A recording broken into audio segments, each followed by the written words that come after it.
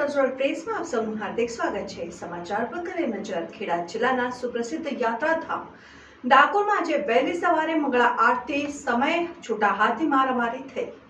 મંદિરના પરિસરમાં ભક્તો ખાબડ્યા હતા, જે મામલો પોલીસ મથક સુધી લંબાવ્યો છે। આ મામલે પોલીસમાં અરજી કરવામાં આવી છે, જેથી પોલીસે અરજીના આધારે તપાસ હાથ ધરી છે।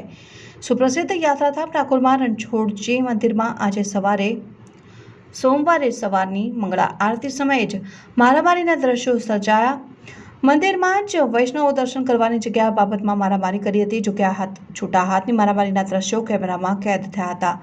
સમગ્ર બાબતને લઈને વૈષ્ણવોનું ટોળું પોલીસ સ્ટેશન પહોંચ્યું હતું। પોલીસ સૂત્રો દ્વારા મળતી માહિતી મુજબ મંગળા આરતીને લઈને ભગવાનના દ્વાર ખુલતા પહેલા જ બહારથી આવેલા અને સ્થાનિક ભક્તોની ભારે ભીડ ઉમટી હતી। ભક્તો ડાકોરના ઠાકોરના બંધ દરવાજા ખોલી દર્શન માટે પ્રાર્થના કરી રહ્યા હતા। ત્યારે ગર્ભગૃહની સામે જ મંદિરના પરિસરમાં કેટલાક ભક્તો વચ્ચે ઉગ્ર બોલાચાલી શરૂ થઈ હતી, જે બાદ આ ભક્તો વચ્ચે છૂટા હાથે મારામારી થઈ હતી। મારામારીની ઘટના બનતા ડાકોર મંદિરની રણછોડ સેનાએ અને સ્થાનિક પોલીસ દ્વારા મારામારી કરતા ભક્તોને સમજાવીને બહાર કાઢ્યા હતા। આ બાદ સમગ્ર મામલો પોલીસ મથકે પહોંચ્યો।